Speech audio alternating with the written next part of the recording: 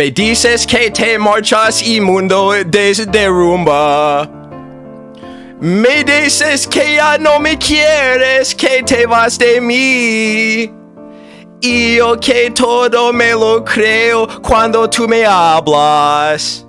Me siento triste porque pienso que no eres feliz. Yo sé que tú me amas y que quieres perderme. Que tienes tanto miedo cuando a mí alejo de ti. Y ya no sé qué hacer mi vida para cansarte. Que yo te quiero más que a nadie. Siempre te quiero. No me digas que te vas. No me digas que te vas. ¿De qué sirve tu palabra? Son mentiras nada más. No me digas que te vas. No me hablas por hablar. No me digas que te vas. No me digas que te vas. Te conozco y yo sé bien que nunca tú me dejarás. Es hundir. No me digas que te vas.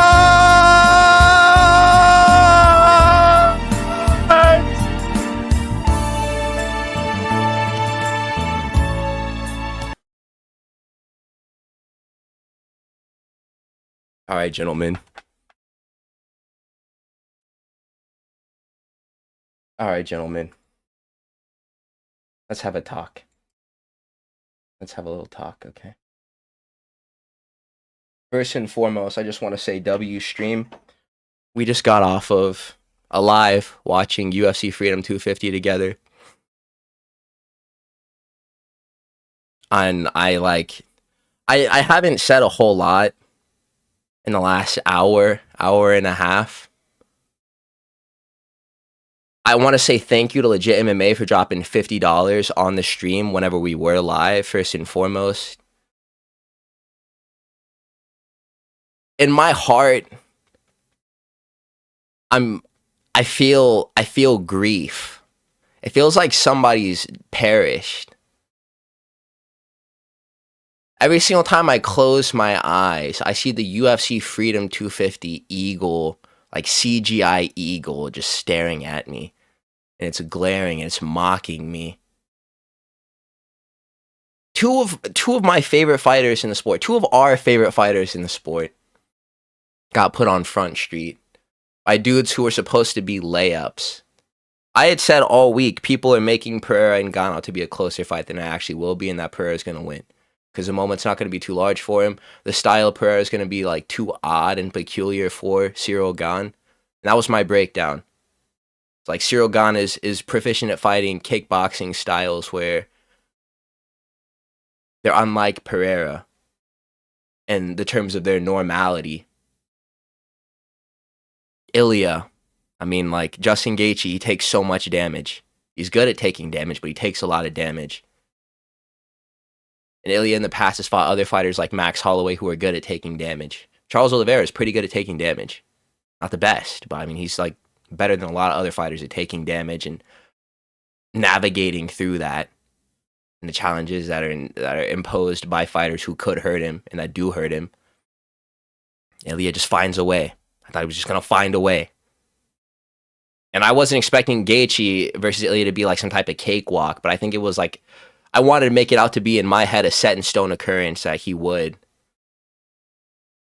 win the fight. Now it would be like minimal to low difficulty, at the very most.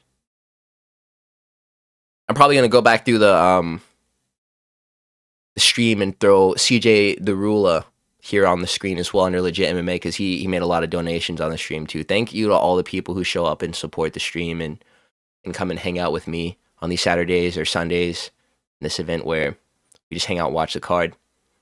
Right now, I'm chicken fried, cold beer on a Friday night, a pair of jeans. I feel like a pair of jeans that fits just right. And the radio up. How do I feel about this right now? This feels like you were in college and you just picked up all your textbooks and you're on your way to a class and you're late and you dropped all of the books on the ground trying to open up a door. You're focused on too many things. You had your phone in your hand. You're carrying a water bottle as well. And then the most beautiful girl comes and helps you pick up all the textbooks. And you ask her, what's your name? And her name is Iliana. You have a multiple year love affair with Iliana, the most beautiful woman on the world. She makes you so happy, does everything, checks all the boxes. Like this is the person that you think that you're gonna spend the rest of your life with. Iliana is perfect. Anything that you might deem as like a desirable quality and like a partner, a life partner, like Iliana checks those boxes. Like there's no topping Iliana. She is the one. And then you're at the gym, you're under the squat rack, you're doing some bench press, some deadlifts, your phone rings in your pocket, you pick it up. It's the coroner. Iliana's been hit by a fucking train. Spaghettified immediately. Body parts strewn all over the subway canal, which she ended up finding herself in, and you're just listening to describe it. That's what this felt like. This felt like getting your dream car after years of working. Corporate 9 to 5, punching the clock. You park it outside the subway.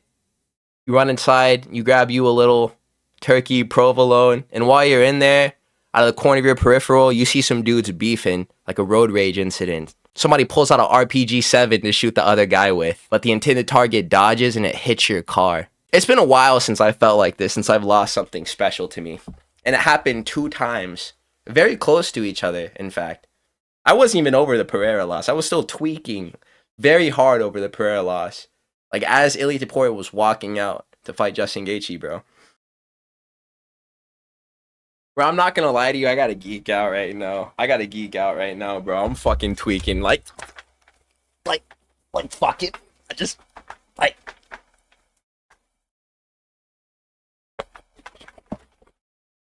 Like, bro, I'm genuinely fucking tweaking right now, bro. Like, I'm actually fucking, I'm tweaking right now, bro. Like, I'm fucking, fucking...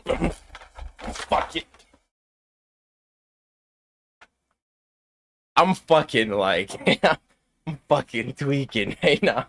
I'm genuinely fucking tweaking right now, bro. I'm actually fucking tweaking right now. Like, nah, bro. Like, nah, bro. Like, nah. Like, I'm literally fucking tweaking right now. Like, nah.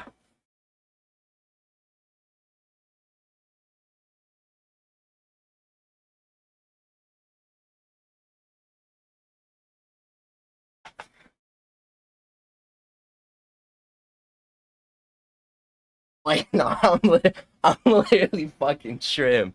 I'm actually tripping right now, bro. Nah, I'm fucking tripping, bro. I'm fucking tripping, bro. I'm dead-ass tripping right now. Bruh.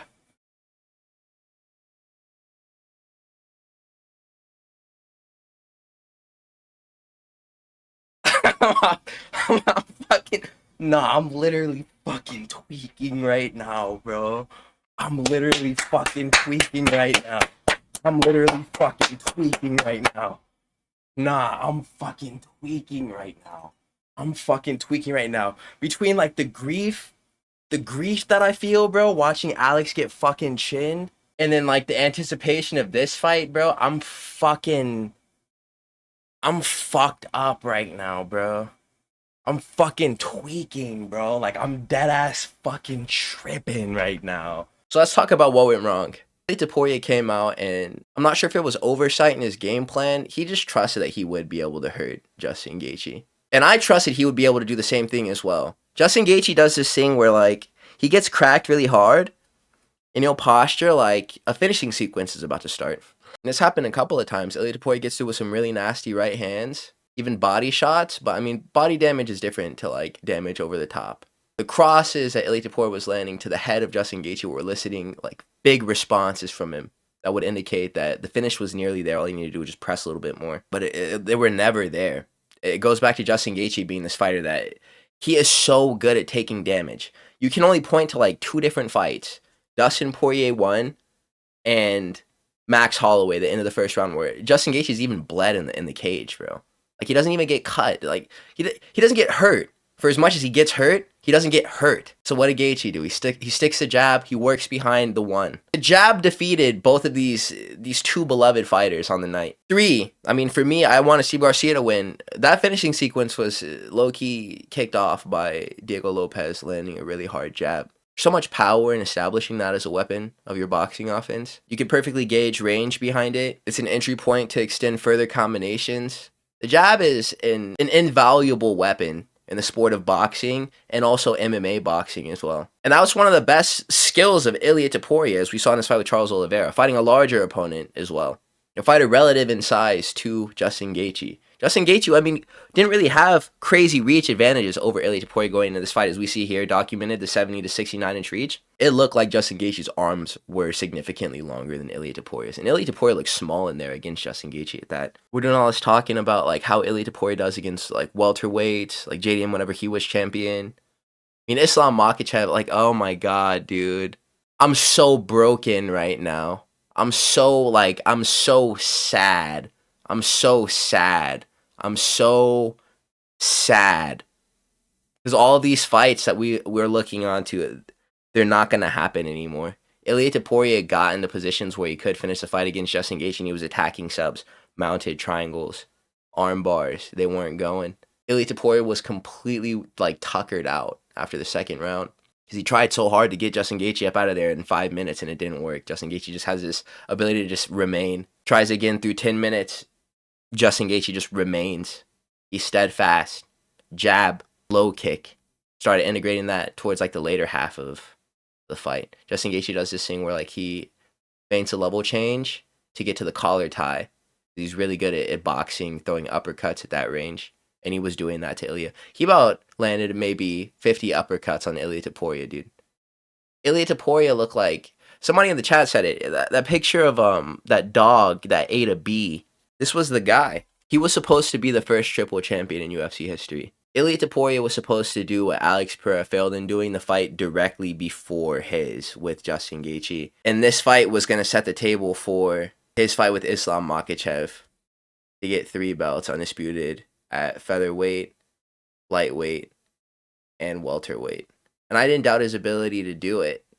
Go up and challenge Islam and beat him, because he said he would do it. And to this point, he had never lied on the basis of making a claim that he would do something that he set out to do. I had said that with the potential for that super fight to still take place, if it was down to Ilia Topuria beating Justin Gaethje, or Islam Makhachev beating Ian Gary, which I think is going to be made for UFC 330, unofficial, but I mean, Islam was giving tickets to a fan with a terminal illness, and the tickets were for UFC 330, tickets to his fight.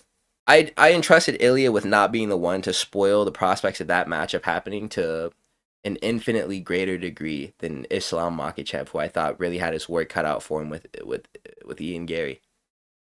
And in this fight, I was thinking, you know, maybe it doesn't fare too well at welterweight, because, I mean, Justin Gaethje is only 5'11". He looks substantially larger than Ilia Topuria, and he's giving him some problems right now. He doesn't get past Justin Gaethje. Ilia Topuria got the piss beaten out of him. Like, there's no, like, way that I could be gentle about putting this. Like, he got smashed bad. And I'm happy that it's Justin Gaethje. I can't even lie to you. I love Ilia. And that's the reason why I'm, like, lamenting right now. But Justin Gaethje, he's a good winner. He's an American champion. So there's 2 American champions right now, 185, 155. That's cool with me, man. It's cool. It's fine with me. And this was an undeniable performance against an undeniable fighter who I thought was destined to take over the entire thing. Leave the sport as one of the best fighters, if not the best fighter that we had ever seen compete in the UFC and in MMA, period. Farted on by a 37-year-old Justin Gaethje. Like, dude, I'm like inconsolable right now, dude. My heart, it hurts. My chest hurts. Like, my feelings hurt so bad. This hurt my feelings. wasn't even like a proper knockout. Even though Justin Gaethje, it was trending that way for sure. He was dropping Ilia out there, hurting him bad, locking up that same front headlock that he got Patty in, and like just chilling there. Ilia Topuria just kind of stopped fighting. At the end of round 4, he got like a really crazy knee land into the side of his rib cage. It's really not good stuff. The height of Ilia's performance here was landing some really nasty body shots on Justin Gaethje and looking like he was about to maybe force a TKO that way. Body damage. Kind of forced Justin Gaethje to pull mount. He was screaming on the ground too. Like, yeah, we're in business. But the damage, it onset so fast. Ilia Topuria was really messed up super early on into this fight. My feelings, they're so hurt. Like, they're so hurt. They're so hurt. They're so hurt. They're so hurt, dude. Like, oh my god. Dude, like, this is taking a lot out of me to make this video right now, you guys. I can't lie to you. Because I'm so messed up. It's MMA, dude. Like, this is why we love the sport. But, dude, it hurts. It hurts, bro. It hurts. It hurts bad. Like, it hurts bad. No Shama. No Shama, not now, not ever. Never again will we ever Shama. No Hokit super fight. No potential for him to unify with Aspinall. We're just getting Aspinall versus Gane too. Cyril Gane definitely earned the rights to that rematch. If that wasn't something that was 100% on the docket before, makes the most sense now because he's interim champion. And there is an interim champion now, so Aspinall needs to hurry back. Let's talk about being a 6'4" human at 265 pounds. 251 pounds in the case of Alex Pereira. He looked large. He was massive, but his proportions were horrible.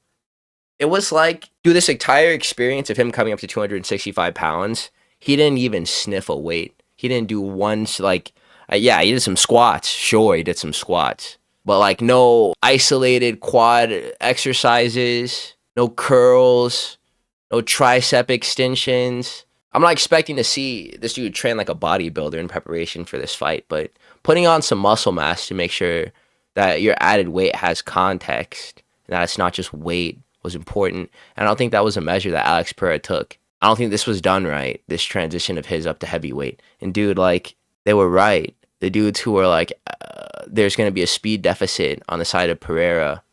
Gane is going to look better because he'll be faster and move better. Because he's just better suited to fight at 265 pounds because that's just what he's been doing. They were right. Alex Pereira looked clunky and awkward, and even more so than he normally does. But the only difference was in the past at 205 pounds and 185 pounds, whenever he would act, it would matter. This time, it was like there was no space for him to act because Cyril Gane was just sticking and moving, cutting angles in the cage, earning respect off of Alex Pereira early to make it so that he wouldn't initiate to phone booth with Cyril Gane. Just working behind the jab, throwing the two, changing levels with the jab, throwing it to the body, and then coming back up high. Left hands, we didn't see a single left hand out of Alex Pereira. Cyril Gane was throwing some inside low kicks because they were in the open stance.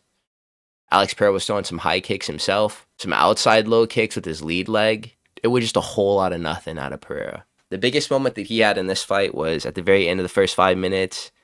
He doubles up on a right hand and tags Cyril Gane with it, but he like eats it like some cookies. Cyril Gane is working him the whole time. Kited him around the octagon like a Dark Souls boss. Never getting pinched on the cage, which was what Alex was looking to do. Trap him up against the octagon wall and then fish for a big KO, throwing in combinations whenever Cyril Gane has nowhere to escape to. But that just never happened. So what ends up happening in round 2 is Alex Pereira enters, trying to throw a jab himself. He meets the jab of Cyril Gane. And the KO sequence unfolds something like Mirzakhanov versus Rakic, or like Dricus du Plessis versus Robert Whittaker, where a fighter walks into a step-in jab from an opponent, so it hits like a too slimy 808. Alex recovers, but I mean, he's not there. So he gets heamed in 5 minutes and some change without doing anything at this new weight class to be like, well, I mean, yeah, like this. Nah, bro. He got smashed. Cyril Gane did him so bad. Dude, I'm literally like, can't do it. Can't take this shit no more, man. Sean O'Malley at number 3 versus Iceman Zahabi. Aiemann Zahabi at number 6. That's Zahabi. That is not Zahabi, bro. That's Zahabi. I enjoyed this fight. This was cool. I was doing research for the Bantamweight Iceberg video last week, I guess a couple weeks ago now, and recording that video. And going back through the KO reel of Sean O'Malley from whenever I first started watching MMA, like the earlier years of me watching MMA, and just reliving that magic, because it's been so much time since he's been like a winning fighter who's gone on a notable streak. We had 2 fights that he lost to Marab, and then the lackluster performance that he put on against Song Yadong at UFC 324. It's kind of easy to lose sight of the fact through the experience of watching those 3 fights and consecutive occurrences that Sean O'Malley is a very enthralling fighter, and that he has some very concussive power in his hands whenever he lands with him. And he's becoming more mature now as a fighter as well, a lot more disciplined than he was, because I mean, he's not fighting idiots anymore. Back whenever he was fighting like Thomas Almeida and stuff, he could definitely take a little bit more risk. Chris Mutino, he's like dribbling basketballs in between his legs. There was none of that going on. But he still trolled Aiemann Zahabi decently with the way that he would just accumulating his own damage to break apart the game plan of Aiemann Zahabi, which was to come out and beat up the legs. Likely to integrate takedowns later on in the second round, earlier on into the third, maybe later on into the third as well. Win some control time there. I thought the game plan on Zahabi's part was decent. Sean O'Malley gets on the post fight after he does knock out Aiemann. We're going to talk about how the KO sequence unfolded, and he said the leg kicks weren't really doing nothing. But Sean O'Malley, I mean, he normally does flow through orthodox and southpaw, but he would catch a very hard inside or outside low kick and then switch stances immediately afterwards. Maybe that was just calculated so he wasn't taking too much damage, so he potentially could have been in more trouble than he might have been if he was just saying these things to save face. And with me saying that I thought that Aiemann Zahabi's game plan was decent, this fight in no way was trending towards Aiemann Zahabi running away with the momentum. All Sean O'Malley was doing was just working behind his jab, a lead hook, and a cross out of both stances, and that was more than enough to keep the fight where he wanted it, and Aiemann Zahabi where he wanted him as well. Whenever Aiemann Zahabi got a bit too greedy on his entries, the way that he was like scoring with these inside low kicks was putting up a high guard and like sprinting at Sean O'Malley, and then breaking down into a fight stance, and then throwing the inside low kick or the outside low kick. And that was working. That was actually like working, dude. At least to achieve him lands. But whenever he would get too greedy and try to like work boxing out of these blitzes, he would get tagged. And that's exactly what happened. It was a textbook knockout, dude. A left hand set the table for a right hand to then land and chin Aiemann bad. And they could have let the fight go on a little bit longer. I'm not going to go as far to say that was an early stoppage. Heavens no, it would have been gratuitous. But I mean, the dude's eyes were still open. He was like tracking Sean O'Malley with him. So, but nobody's going to protest this stoppage on the internet. Sean O'Malley does knock this dude out in round 2. And Sean O'Malley was moving like prime Jamie Lynn Horth after Iceman Zahabi walked out to Drake, bro, which was kind of funny. And like, yeah, this kind of made me feel good. I'm not going to lie. It was a blast from the past seeing Sean O'Malley win by knockout. You get to stoke the crowd in a moment that's his. Pretty cool. I enjoyed it. But what this really feels like now in review is like a Band-Aid over a bullet hole. 2 bullet holes. And a single Band-Aid to cover both of them. This was also pretty neat as well. Josh Hokit versus Derrick Lewis at number 9. Derrick Lewis, man. This fight felt like watching the end of the movie Marley and Me. So Josh Hokit's job early on was to not get blasted by an overhand of Derrick Lewis set up behind a jab, or by a careless entry of Josh Hokit whenever he was trying to get his damage off in the early going of the fight. But the window for Derrick Lewis to achieve this was closing as the clock ticked past the start of the first 5 minutes.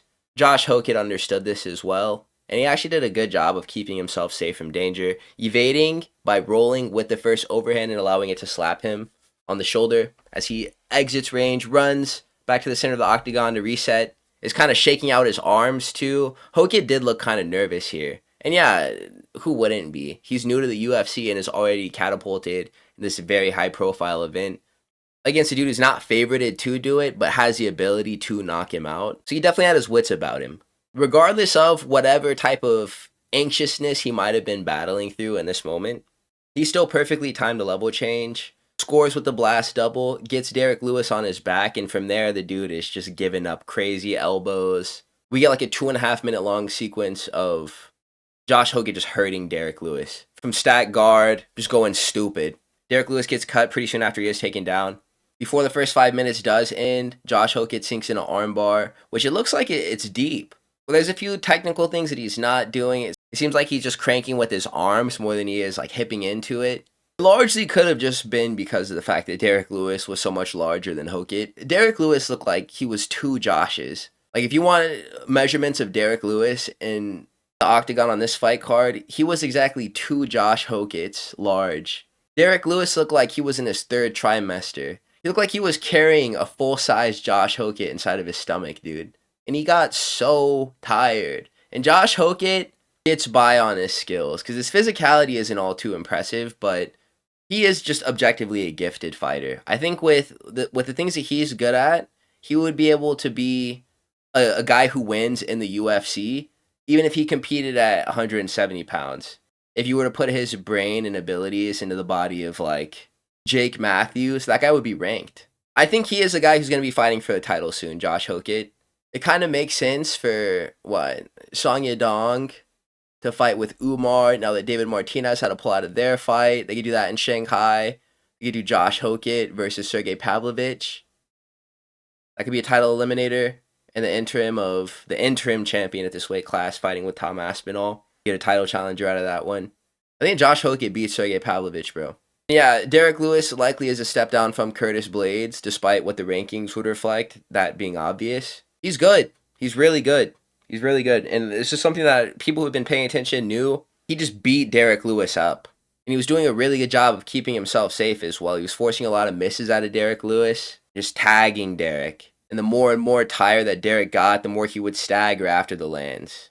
Hokit isn't going to be a guy who's synonymous with one-shot KO power at 265 pounds.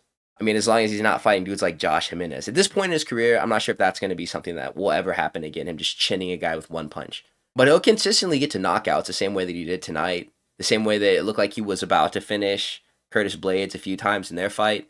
He's good. He's just a good fighter at 265 pounds. And there's not many of those.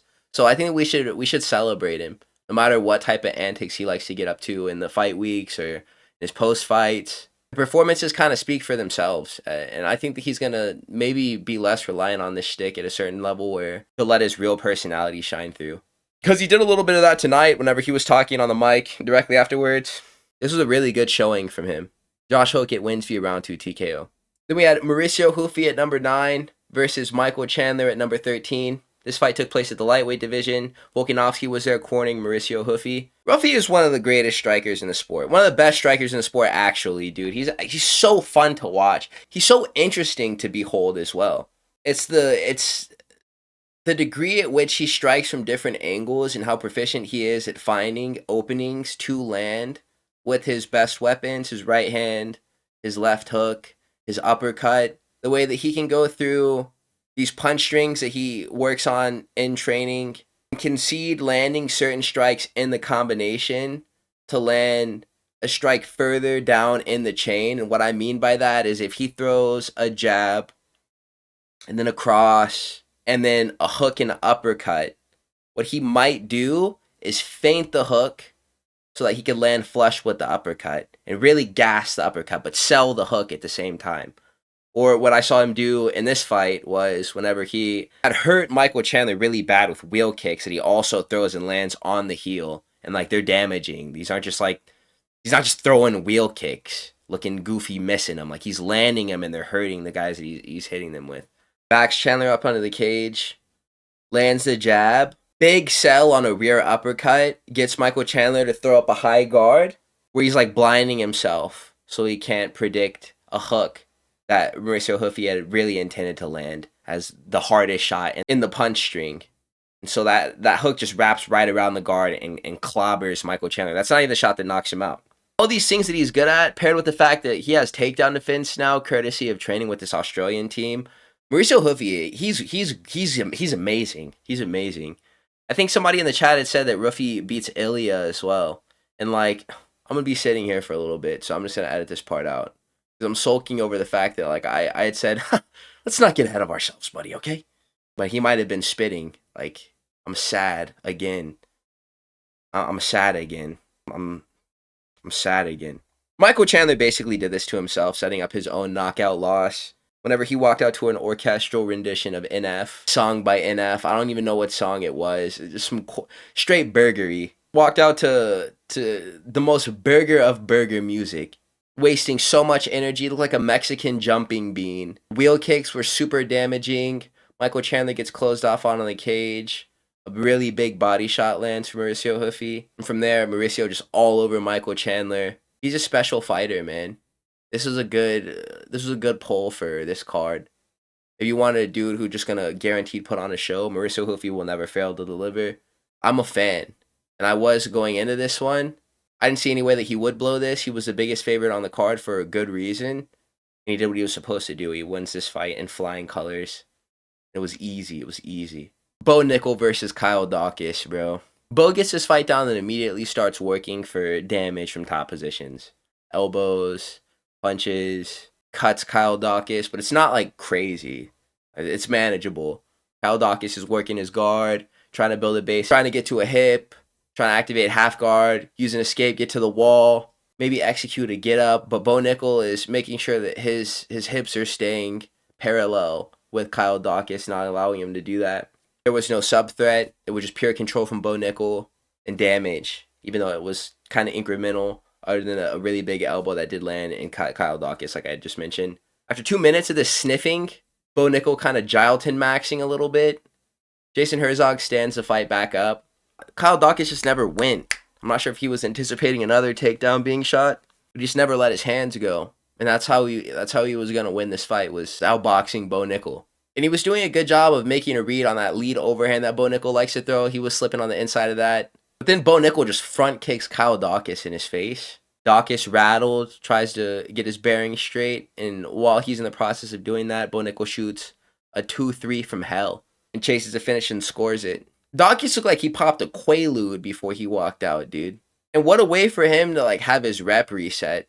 Daukaus, Alex Pereira, and Ilia Topuria were backstage eating Quaaludes like M&Ms before they fought, out of the same bowl. Man, Ciyl Daukaus clawed his way back into the UFC after being cut, grinding out Cage Fury Fighting Championship, getting put on a China card, getting flown across the planet to fight Michel Pereira. Dude was supposed to beat him easily.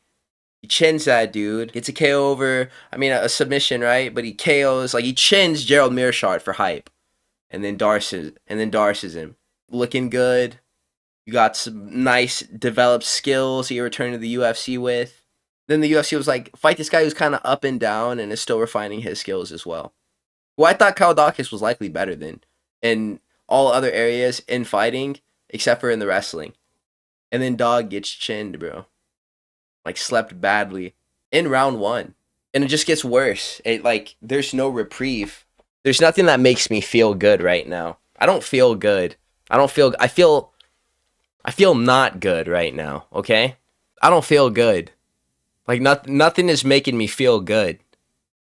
I just want to feel good. Diego Lopes at number 2 versus Steve Garcia. Man, Steve, what you doing, man? What was the play here, bro? I said in lives that I was doing leading up to this event, lives where I'm playing video games. Garcia did get chinned by Mahashate, and he's been on this win streak, right? And he's been finishing a lot of fighters and looking very dominant, but what does that mean? What does that mean, What does that mean? Shaylin Nerdenbecka, he gets dropped by these idiots. Rallies and beats Nerdenbecka, gets chinned by Mahashate. What does that mean, bro? Mahashate is a big featherweight, but so is Diego Lopes. But at least Mahashate will throw more than 2 strikes in sequence. He's a bit more mobile. Diego Lopes was sore feet after the Volk fight where he broke both of them. Probably just going to stand there and get punched on by Steve Garcia. And it looked like that. Through 5 minutes, it looked just like that. It looked like that's what would ensue for the rest of the fight.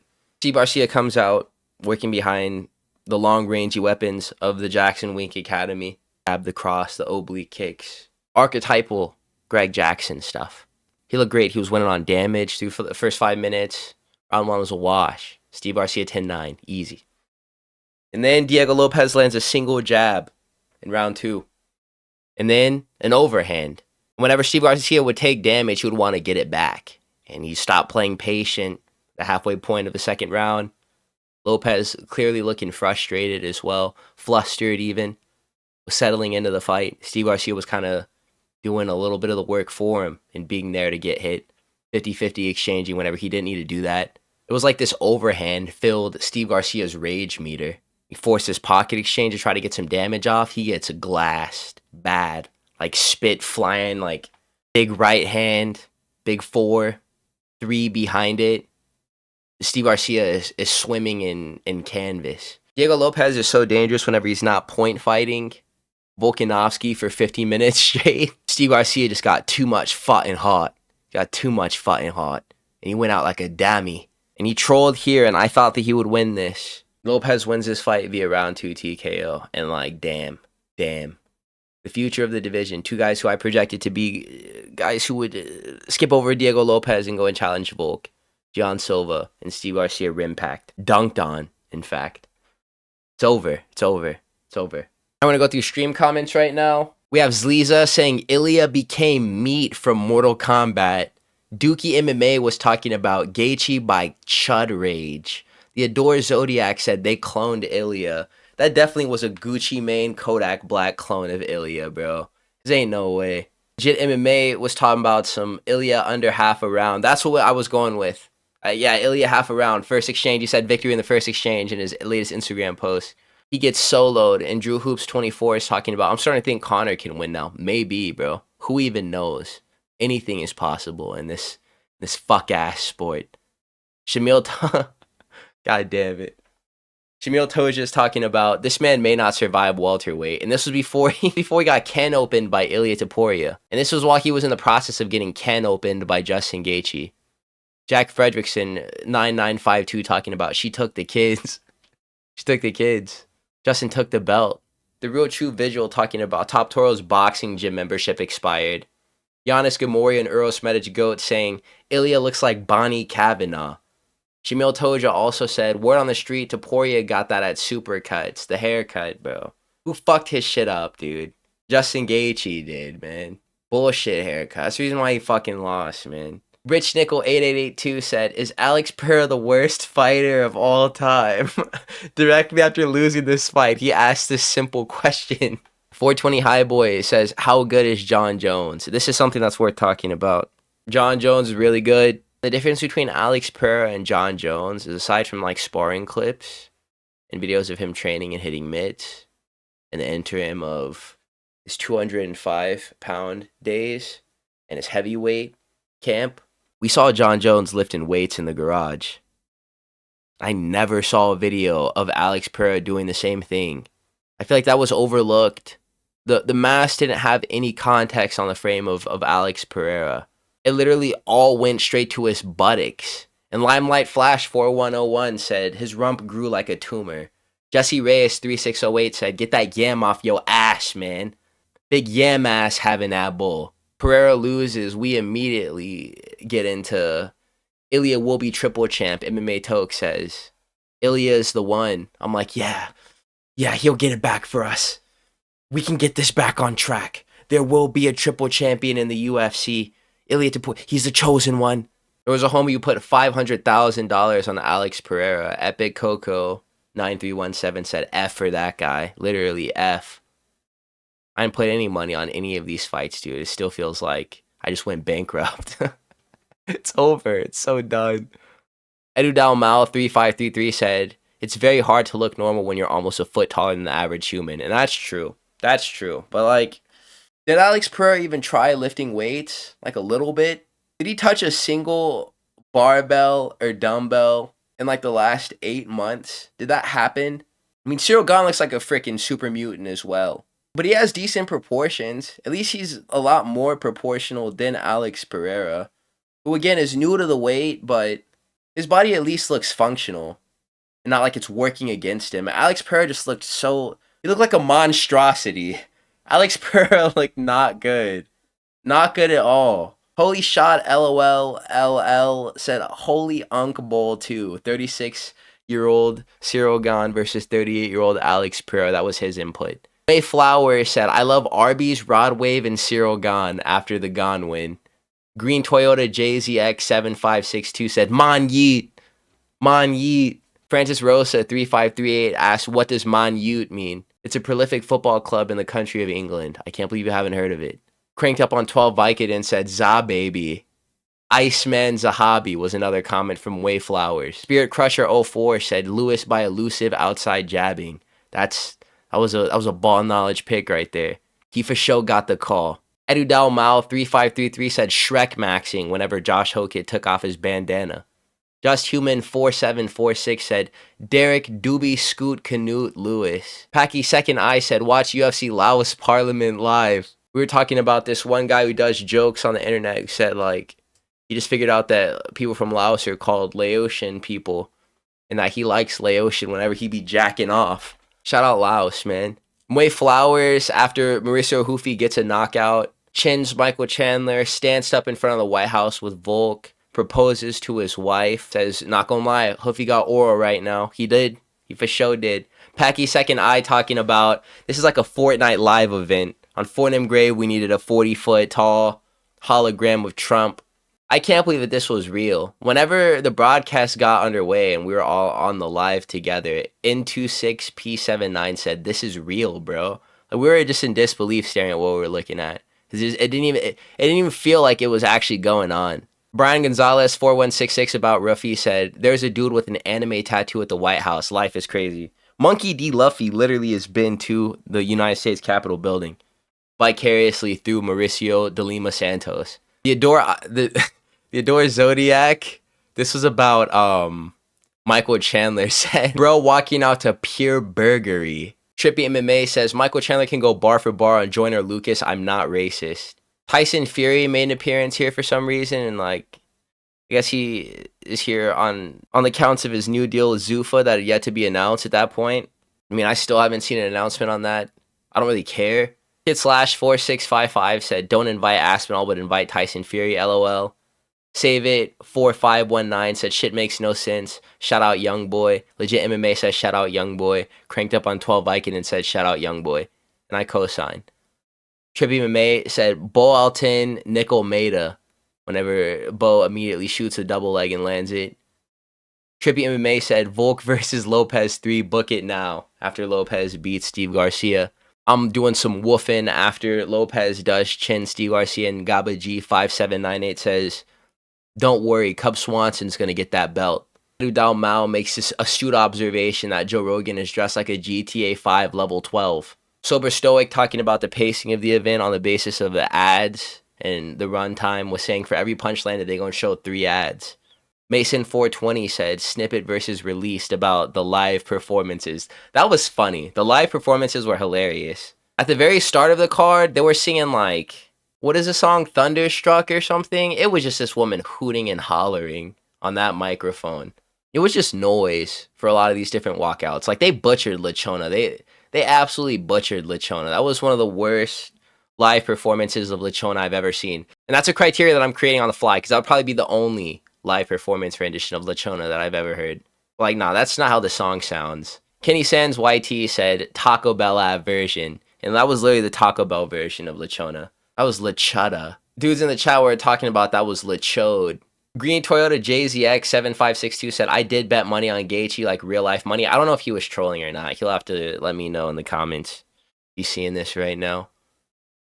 Rogue Hunter 1105 said, but wait, B Wolf, Donald Trump wants something just like this. Lime Flashlight 4101 said, look at the state of B Wolf. And look at the state of B Wolf.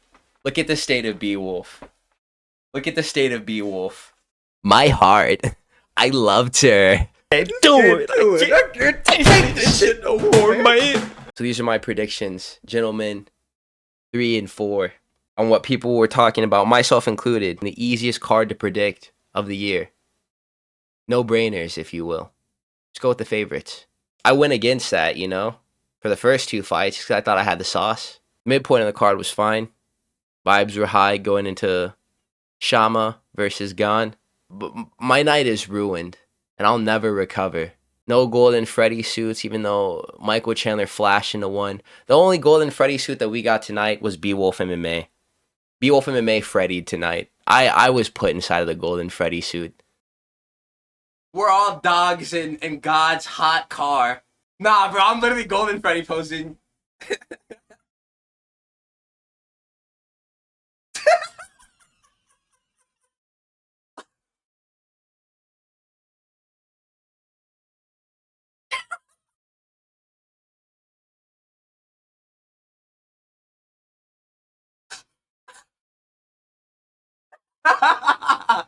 Next week, we have Cap versus Horiguchi. That should be a good main event. There's a couple good scraps on there as well. We have Vinicius Oliveira fighting Giga Chikadze. Navajo Sterling against Iwan Kudalaba. Should be a good one back at the Apex. So sad. Like, I'm so sad. I'm so sad, you guys. I'm so sad. There's only one thing to do now at this point, you guys. There's only one way I know how to cope with these types of fucking... There's only one way that I know how to cope with these types of losses. These types of setbacks. Why Ilia get beat up like he got beat up like he got the taco man. Cause I got beat up into a taco man. Alex Pereira got shitted on. Like what the hell going on, man? We ain't getting no super fight with Ilia now in Islam. That's hella whack, man. Alex Pereira. He can't even go back down to 205. Cause Magomed finna beat his ass in a rematch. Or I should say the trilogy. Ilia was supposed to be the first three division champ after Alex. But he trolled against Justin. Justin came out. He came out bussin'. Ilia was sick. Need some Robitussin. Face left gushing. His hair was salon quality. He got beat up until he looked like a wallaby. Smoked like a Marlboro. Looking like a buzzle. Alex P. Went out bad to Ciyl G. I thought we was finna get the light heavyweight belt and the heavyweight belt. Collaborated with Synergy. But he drained all the energy. He was eating all them pork and beans. Them shits went straight to his cheeks. My heart feel like it's finna break right now. My heart feel like it's finna shatter in a million pieces. My heart broke like the back mountain. I know it's some dudes in the chat being like, damn, Alex got a fatten.